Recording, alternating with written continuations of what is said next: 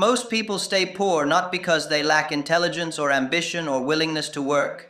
They stay poor because of one specific thing they believe about money that is completely wrong. And that wrong belief is so common, so widely shared, so reinforced by everything around them that it has never once been seriously questioned. They treat it as obvious. They treat it as just the way things are.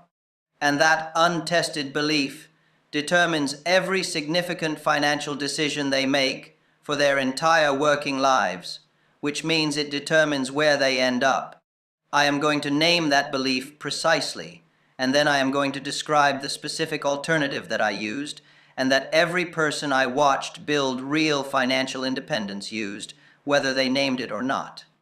Stay with me, because by the end of this, the wrong belief will be visible enough that you cannot unsee it, and the alternative will be specific enough that you can start applying it before this message is finished.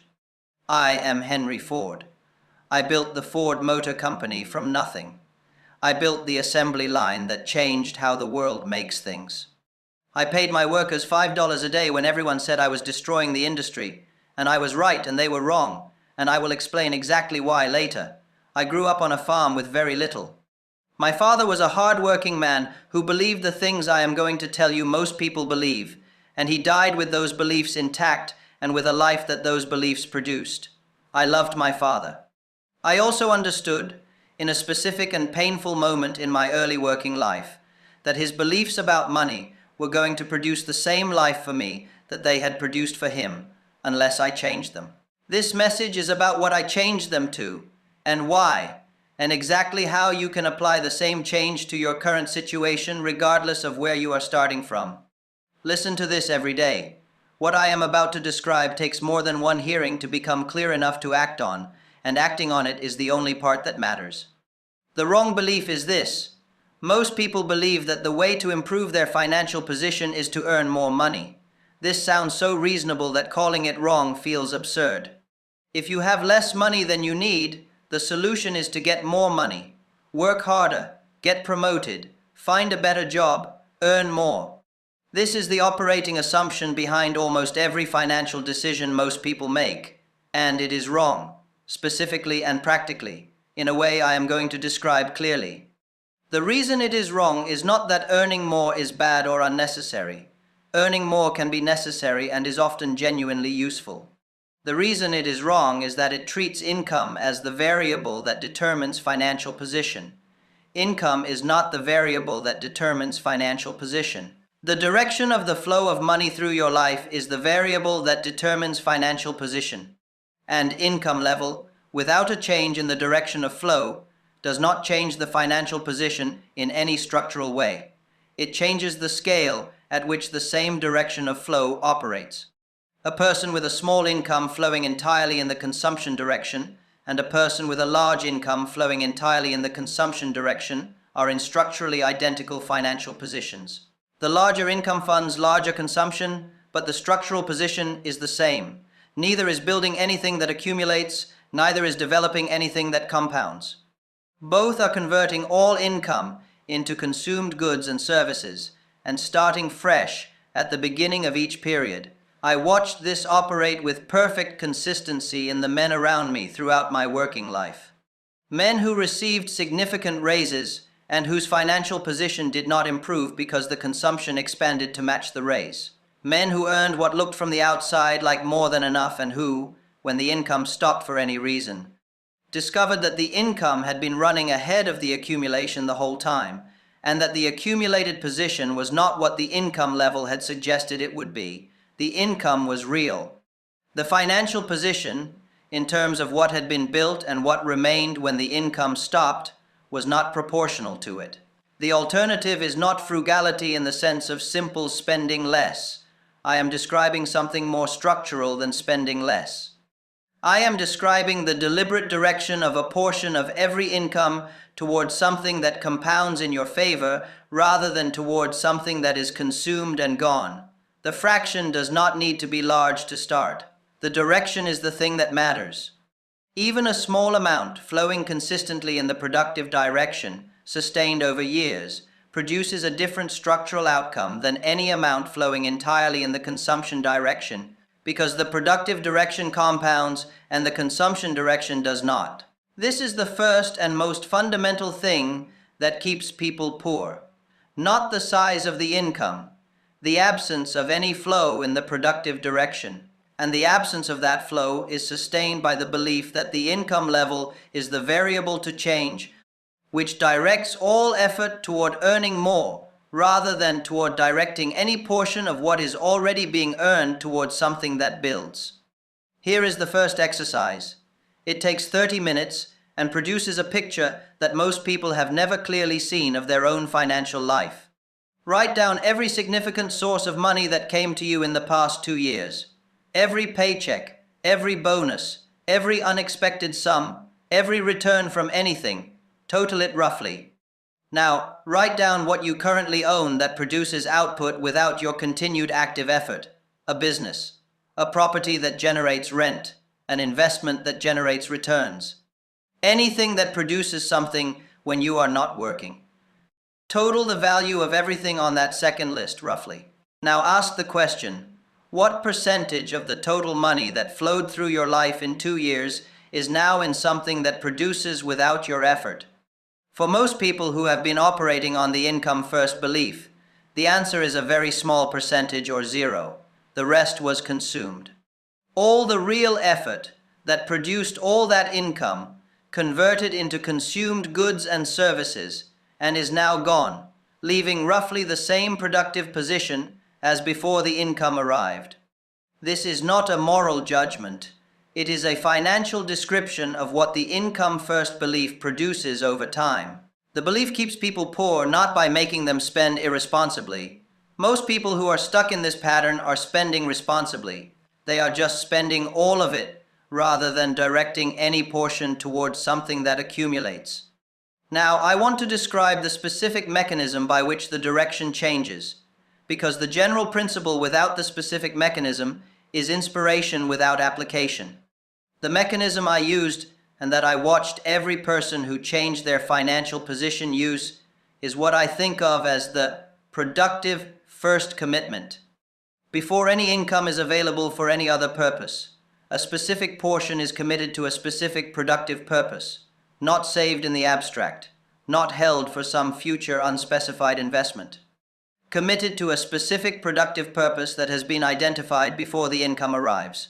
The productive first commitment operates before the consumption behavior has an opportunity to encounter the income. Consumption behavior is automatic. It expands to fill available income the way water expands to fill available space. The only way to prevent the automatic expansion from capturing the entire income is to remove a portion before the consumption behavior sees it. The committed portion goes directly to its productive purpose. The consumption behavior operates on what remains. This sounds simple, and it is simple in structure. It is difficult in practice during the period before the productive direction has generated any visible return, because the consumption behavior, deprived of a portion of the income it has been operating on, produces the feeling of having less than before. That feeling is real, and it is uncomfortable, and it is not evidence that the direction change is wrong.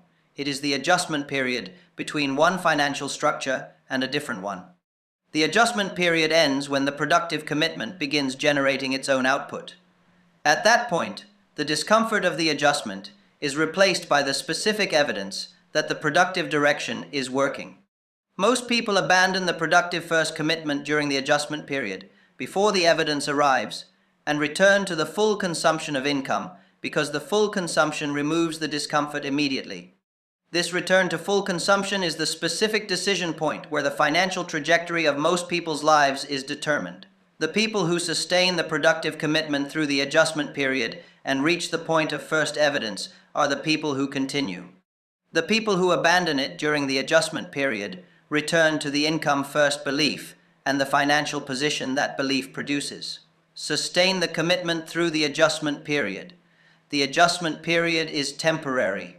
The full consumption of income is permanent in the sense that it produces the same structural position every year regardless of the income level. The productive commitment is temporary discomfort, followed by permanent structural change in the direction of compounding.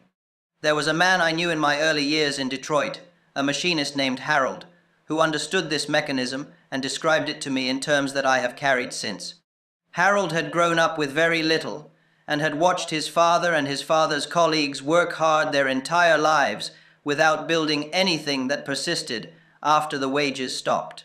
Harold had decided in his 20s that the income-first model was structurally incapable of producing the position he wanted, and he had started directing a fixed portion of every paycheck toward the ownership of productive tools before spending any of it on anything else.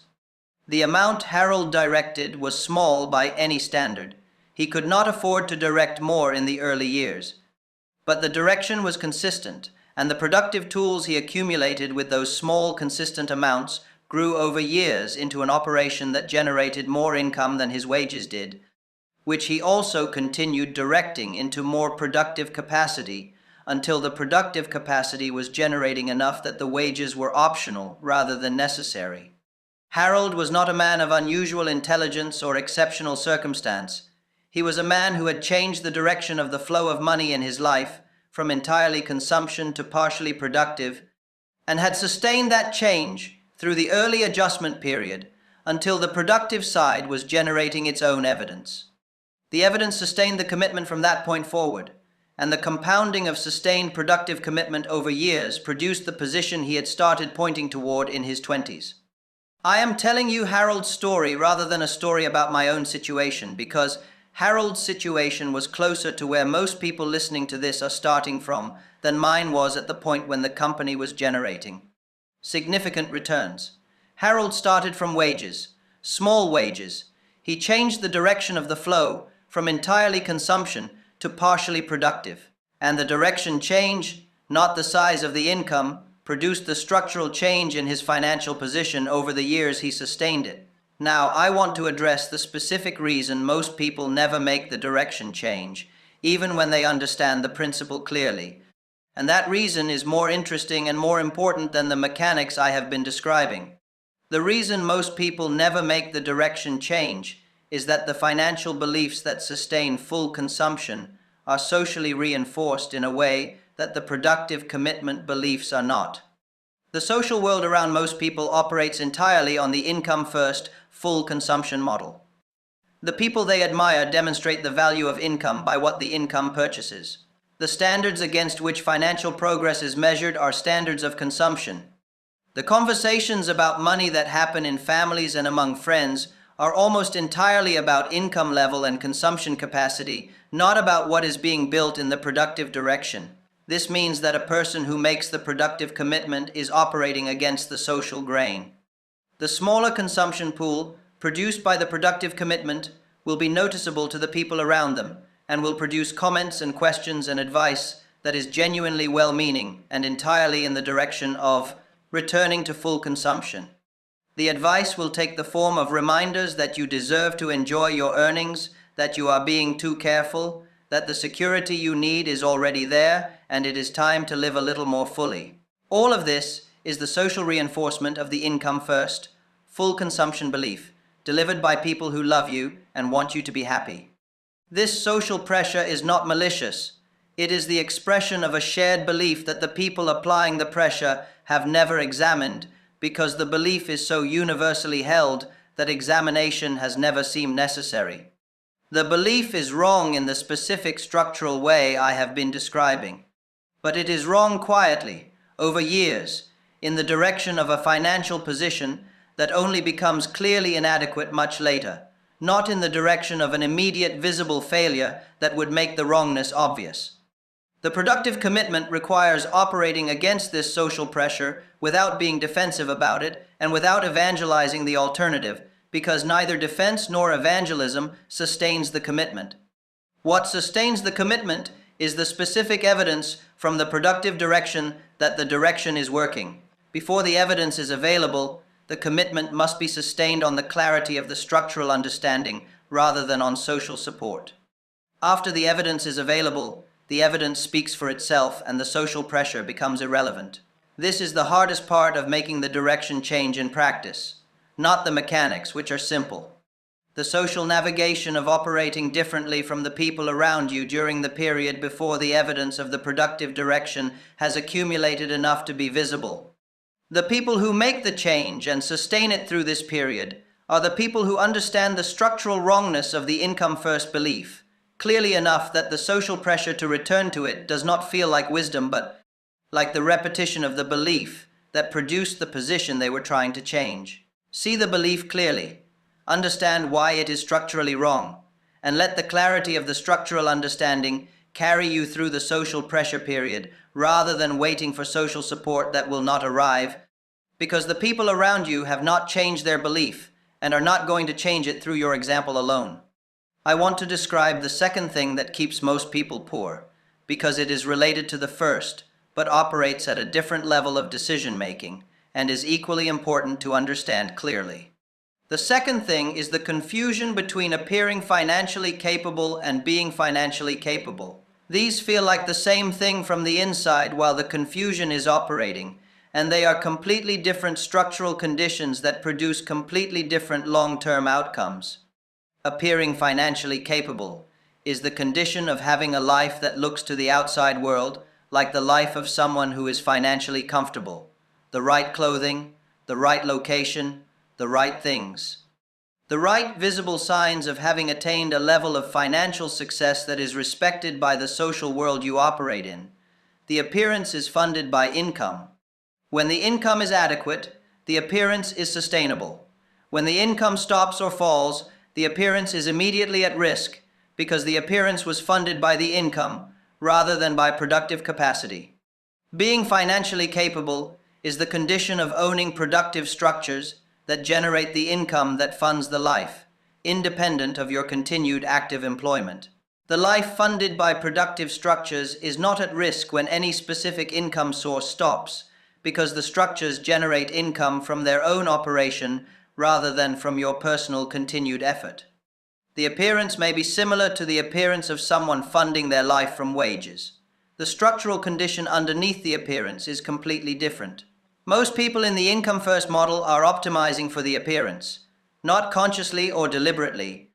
The social world rewards the appearance with the respect and status that the appearance is meant to produce, which provides the social incentive to maintain the appearance, which directs the income toward funding the appearance rather than toward building the productive structures that would make the appearance structurally sustainable. The result is a generation of people who look financially comfortable while they are earning and discover financial fragility when the earning stops. The appearance was real while the income was present. The productive structures were not built because the income was funding the appearance instead, and the fragility was invisible until the income stopped, at which point it became suddenly obvious. I watched this pattern operate throughout my working life in ways that were painful to observe. Men who were earning substantially and spending substantially, and whose financial position, when something happened to the income, revealed itself as significantly less robust than the spending level had suggested it would be. The spending had been real. The production underlying it had not been built. The gap between the spending level and the production level was only visible when the income stopped bridging it.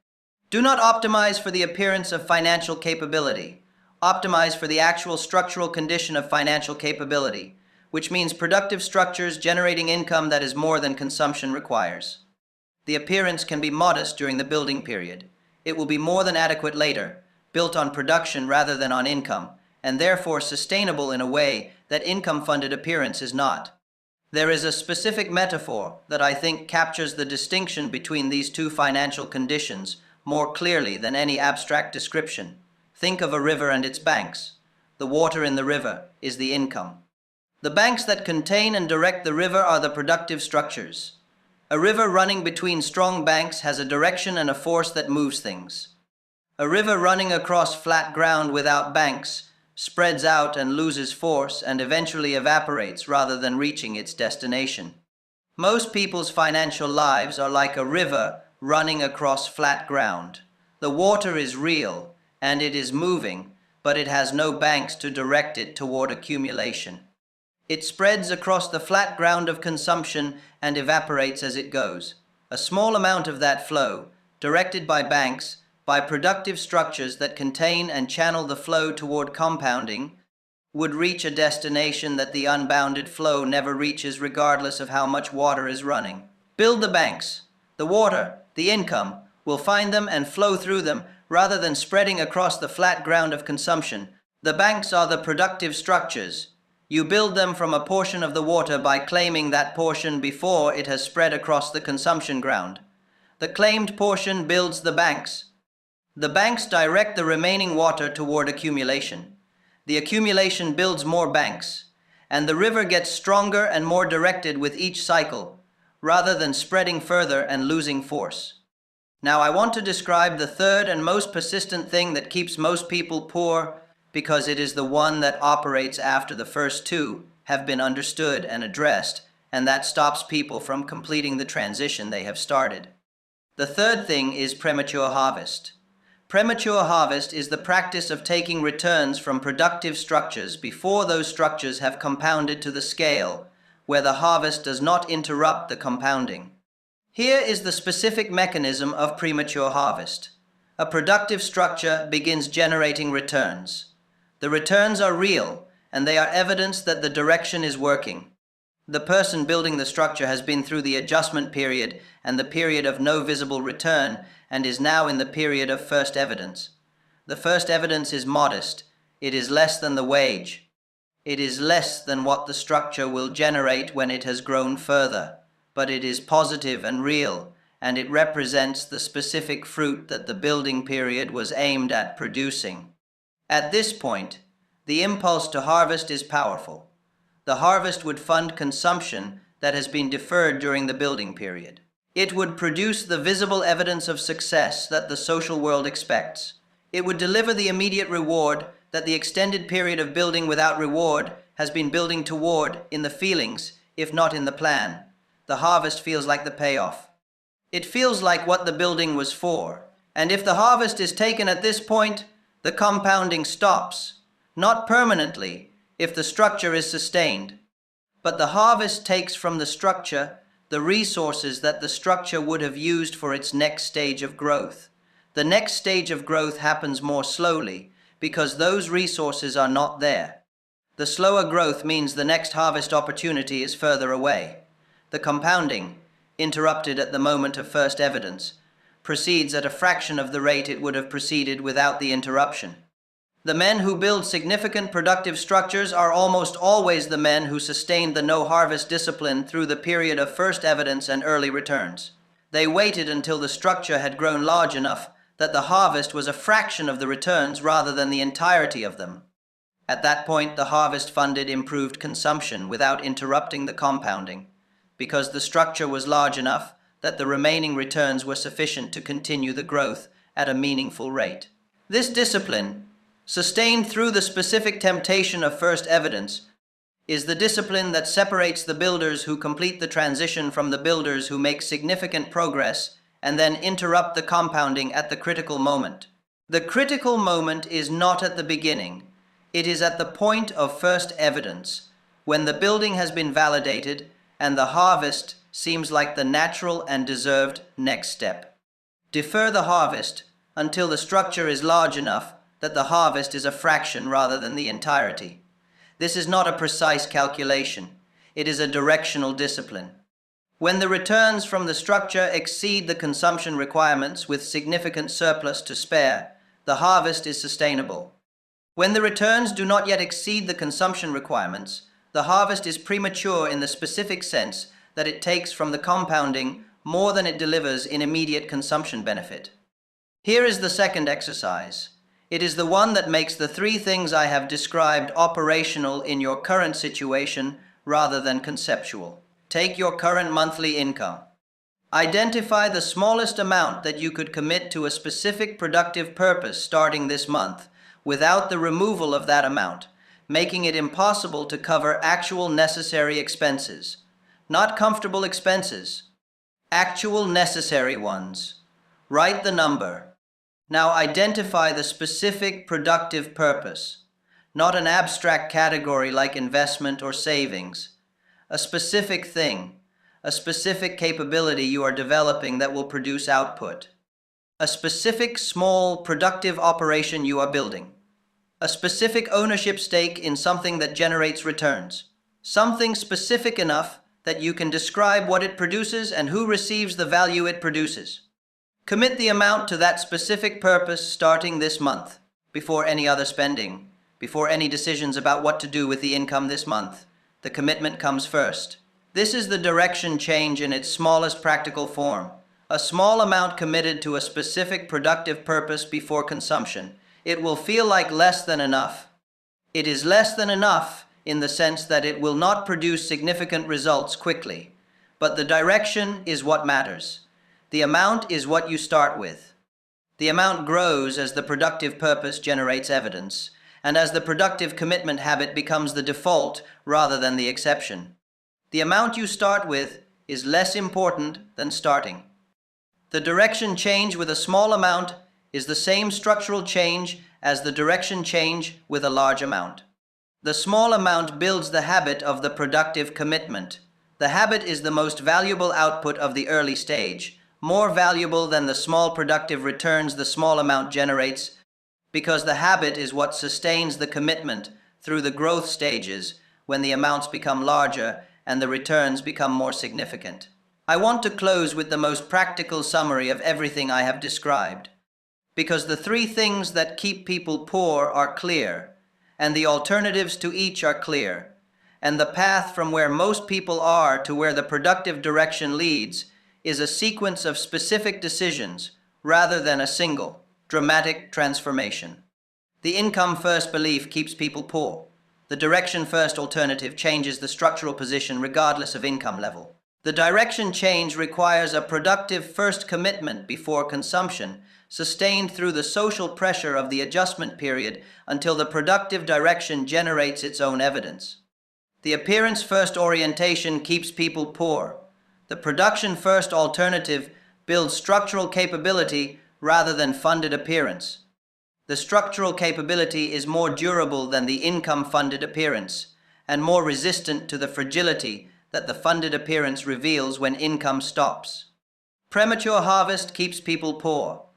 The no-harvest discipline during the compounding phase sustains the compounding until the structures are large enough that harvests are fractions rather than totals of the returns.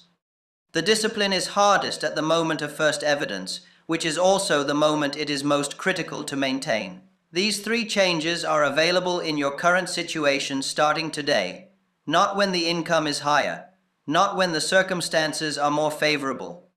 Now, from where you are, with what you have, directed differently. The direction is what changes the position, not the income level, not the circumstances, the direction. Most people will hear what I have described and understand it, and then return to the income first, full consumption, appearance first, premature harvest pattern, because that pattern is the social default, and the social default has enormous gravitational force. The people who do not return to the default are the people who apply the productive first commitment today, before the understanding fades back into the background noise of the social default that surrounds them. Apply it today. The specific exercise I gave you, the specific number, the specific productive purpose, the specific first commitment before any other spending this month. That single decision, repeated each month and grown across the years, is what separates the financial position you are currently building toward from the financial position the default produces. Not intelligence, not luck, not exceptional circumstance. The direction of the monthly commitment, applied consistently, and the discipline of non-harvest during the compounding phase. Everything else I have described is the explanation of why the direction change works and how to sustain it through the periods when it does not yet feel like it is working. The change itself is the decision to make the productive commitment first, this month, before the consumption behavior has encountered the income and consumed it. Make that decision now. The rest follows from it. Listen to this every day until the productive commitment is your default behavior rather than a deliberate act of will. The day it becomes default is the day the structural change in your financial life has become permanent. I want to go deeper into the income-first belief because the description I have given tells you what it is, but does not fully explain how it was installed, and understanding how it was installed is what makes it possible to consciously uninstall it rather than simply knowing intellectually that it is wrong. The income-first belief was installed in almost every case through the example of the people around you as you were growing up. Your parents earned income. They spent that income on the household. The income-to-household flow was the visible mechanism by which your family's life was sustained. You observed that more income produced a better household and less income produced a harder one. The lesson the observation taught was specific and correct as far as it went. Income level determines the quality of daily life. The lesson it did not teach was specific and critical. Income level without a productive commitment determines only the quality of the consumption, not the financial position that remains when the income stops. This partial lesson, the part about income level and daily life quality, became the operating belief precisely because it is the part that is visible. The income arrives, the household is sustained. The relationship between income and life quality is observable every month. The other part, the part about productive structures and compounding, and the financial position that builds separately from the consumption, is not visible in the households of most families because it is not happening. If it is not happening in the households where the belief was formed, the observation that forms the belief does not include it. The belief formed from the observation is therefore the income-first belief, because that is what the observation contained. This is not a failure of intelligence or of parenting. It is the direct result of observing what was actually happening in the households where the observation occurred. If productive commitment was happening alongside the income-to-consumption flow, the observation would have included it, and the belief formed would have included it. The belief is wrong only because the households where it was formed were themselves operating on the income-first model, which meant the observation that formed the belief was an observation of the income-first model in operation, which produced the belief that the income-first model is how money works. You can change the belief by changing the observation. Specifically, by observing, in your own household, or in the households of people you know who have made the productive commitment, that the productive commitment works differently from the income-first model and produces different results. The observation of a working alternative is more powerful than any abstract argument against the existing belief, because the existing belief was formed through observation, and the most effective path to changing it is through a new observation that the existing belief cannot account for. This is why finding people who are operating on the productive commitment model is more valuable than reading about the model. The reading gives you the framework. The observation of the model in operation gives you the experiential evidence that the framework is real rather than theoretical. And the experiential evidence produces a belief that is as durable as the income-first belief, because both are grounded in observation rather than in abstract argument. Find the people who are making the productive commitment and observe how it operates, not the people who talk about making it. The people who have been making it for years and whose financial position reflects the years of sustained direction.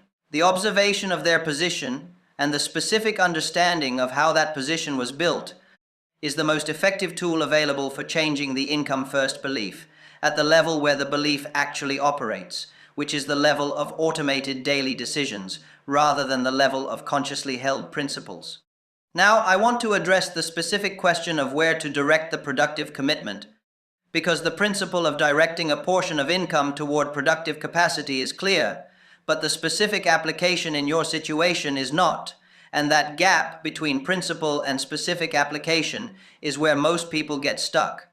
The productive commitment should go toward the specific productive capacity that is most directly built from what you already know how to do, not toward the most impressive sounding investment, not toward the thing that the financial publications of the day are most enthusiastic about, toward the specific productive application of the capabilities you have developed in your working life.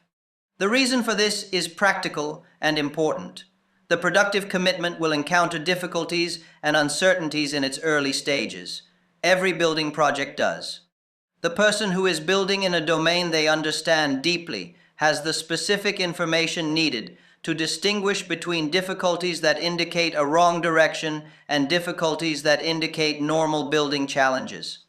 The person who is building in a domain they do not understand has no such discrimination available. Every difficulty looks like a potential signal to change direction because the person does not have the knowledge to read the difficulty correctly. Build in what you know.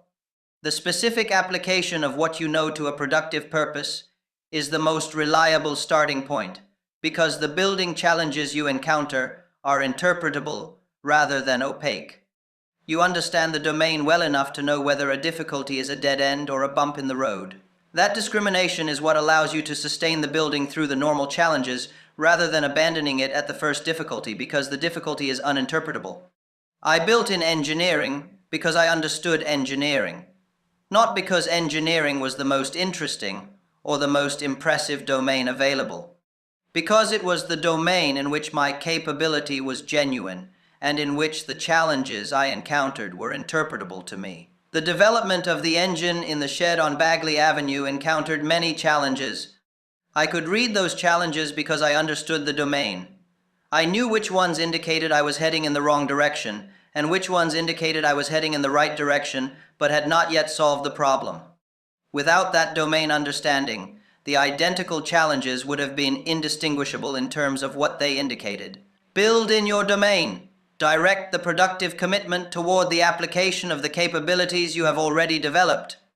Expand from that foundation as the building progresses and the productive direction generates evidence. The expansion can eventually reach domains you did not start in. Start in the domain you know. There is one more specific thing I want to address about the people who stay poor despite understanding everything I have described, because there are such people and their situation is important to name precisely. Some people understand the productive commitment completely. They understand why income level does not determine financial position. They understand why direction of flow matters more than volume of flow. They understand the premature harvest problem and the appearance first trap, and they do not apply any of it. Not because they lack motivation, because the application requires a specific kind of sustained action that understanding alone does not produce. The gap between understanding and doing is the gap that keeps these people poor despite the understanding. It is not an intelligence gap, it is an action gap, and the action gap is sustained by a specific mechanism that I want to name clearly because naming it is the first step toward closing it. The mechanism is this: the productive commitment, when it is not yet a habit, requires a decision each time it is made. Each month when the income arrives, the decision to commit a portion to the productive purpose before spending requires active, deliberate choice. Active, deliberate choice is effortful. Effortful things compete with the easier alternative of default behavior. The default behavior is to spend the income in the ways the income has been spent before, which is the income first model. The income first model is the path of least resistance. The productive commitment is the effortful alternative. Effortful alternatives lose to paths of least resistance most of the time, especially when the effortful alternative produces no immediate reward. The solution is not more motivation. Motivation is exactly as durable as the feeling that generates it, which is not very durable against the daily friction of the effort required. The solution is structure. Build the structure of the productive commitment so that it does not require a decision each time. Make the productive commitment the automatic behavior, and the full consumption, the deliberate choice that requires effort to execute. The specific structural form this takes is a committed transfer that happens before the income is available for spending. The moment the income arrives, the committed portion goes directly to the productive purpose without requiring a decision in that moment. The decision was made once, when the structure was established. Every subsequent execution of the transfer is automatic rather than deliberate.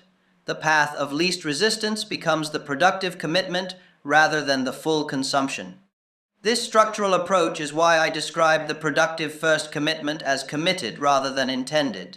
Intended commitments require repeated decisions.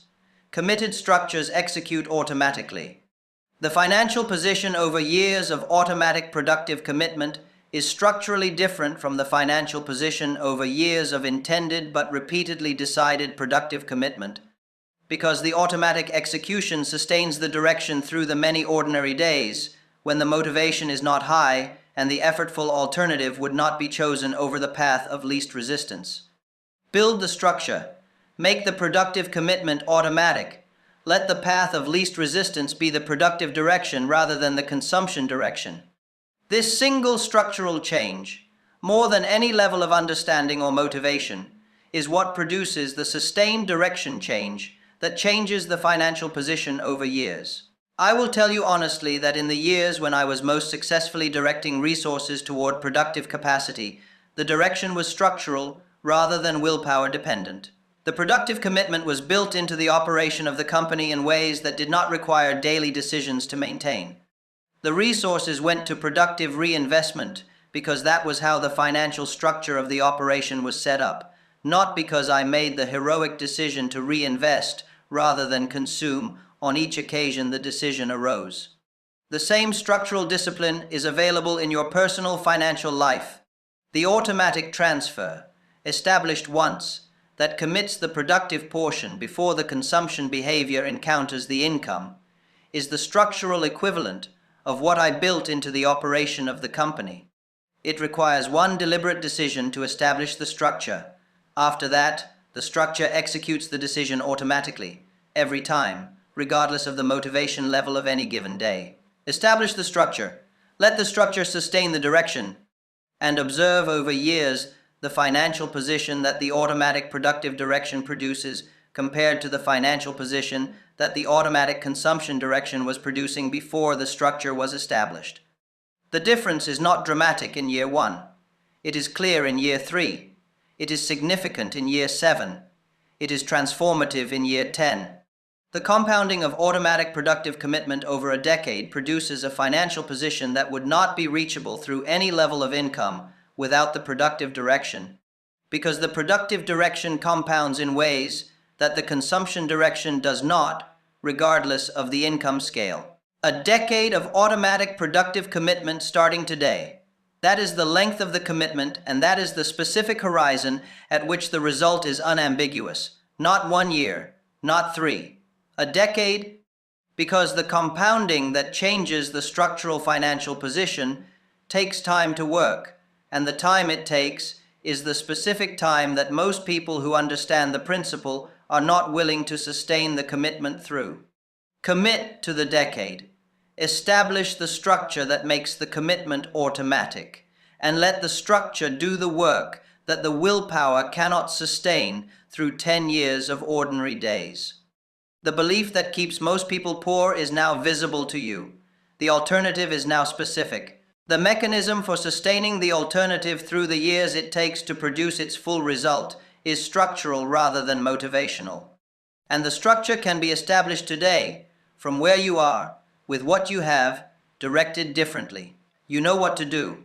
Do it today before the clarity of the understanding fades into the background noise of the social default that surrounds it. There is one more dimension of staying poor that I have not yet addressed, and that is the most personally difficult one to describe. It is the role that self-image plays in maintaining the financial patterns that keep people in the same position across years of change in everything else. Most people carry a self-image that was formed in the financial circumstances of their early life. If those circumstances were modest, the self-image is the self-image of a person in modest circumstances. Not explicitly, not consciously, but at the level at which the automated daily decisions are made, the self-image is a powerful force toward decisions that are consistent with it. And a self-image formed in modest circumstances is consistent with decisions that reproduce modest circumstances. This is not determinism. The self-image is not a prison, but it is a strong gravitational force toward the familiar pattern, and the productive commitment is not consistent with the self-image of a person in modest circumstances until the productive commitment has been sustained long enough to change the self-image through the specific evidence of a common changing financial position. The gap between the productive commitment's first application and the change in self-image is a gap that operates against the commitment in the specific form of feeling wrong, not intellectually wrong, emotionally wrong. The productive commitment in the early stages produces the feeling of acting inconsistently with who you are. The full consumption pattern, by contrast, produces the feeling of acting consistently with who you are, because the full consumption pattern is what the self-image was formed around. I experienced a version of this in the early building years, and I want to be honest about it because pretending it was not present would make the description dishonest. The scale of what I was building toward was not consistent with the self-image I had formed in my father's household, the farm, the modest and genuine life of hard work and decent adequacy. The scale I was pointing toward was in tension with that formed self-image in a way that produced not daily crisis, but a specific recurring feeling that the scale of the ambition was presumptuous relative to where I had come from. What resolved that tension was not an act of will or a dramatic expansion of confidence. It was the gradual accumulation of specific evidence that the building was working. Each piece of real evidence, each demonstrated result that the direction was viable, was a small revision to the self-image in the direction of the person who was building what I was building. The self-image changed through evidence, not through motivation or self-belief exercises. And the changed self-image produced decisions that were consistent with the new evidence rather than with the old formation. This is available to you through the same mechanism. The productive commitment produces evidence. The evidence revises the self-image. The revised self-image produces decisions consistent with the revised self-image rather than with the formation era self-image. The cycle, once started, is self-reinforcing in the same way that the income-first full consumption pattern is self-reinforcing. The difference is that the productive commitment cycle reinforces in the direction of accumulation, while the income-first cycle reinforces in the direction of consumed status quo. Start the productive commitment. Let it produce the first evidence. Let the first evidence begin the self-image revision. And understand that the emotional wrongness of the early stages, the feeling of acting inconsistently with who you are, is not evidence that the direction is wrong. It is evidence that the self-image has not yet caught up to the direction. The self-image catches up through evidence. The evidence requires time. The time requires the sustained commitment through the emotional wrongness period. Stay with the commitment through the period of emotional wrongness. That period ends when the evidence accumulates enough to revise the self-image. When the self-image has revised, the commitment no longer feels wrong. It feels like what you do, which is the condition in which the commitment sustains itself automatically rather than requiring sustained effort of will against the emotional resistance. This is the complete picture of what keeps people poor and what releases them from it. The wrong belief about income level, the appearance-first orientation, the premature harvest, the structural deficit of willpower-based rather than structure-based commitment, and the self-image that reinforces the familiar pattern against the evidence of the productive direction. All of these are changeable. None of them requires extraordinary resources or exceptional intelligence. All of them respond to the same intervention, a specific productive commitment directed toward a specific productive purpose, structured to execute automatically, sustained through the evidence-building period until the self-image revises to match the evidence. Do this today, not after more understanding, not after better circumstances. Today, with what you have, directed differently. The people who stay poor are the people who understood and did not start. You understand. Now start.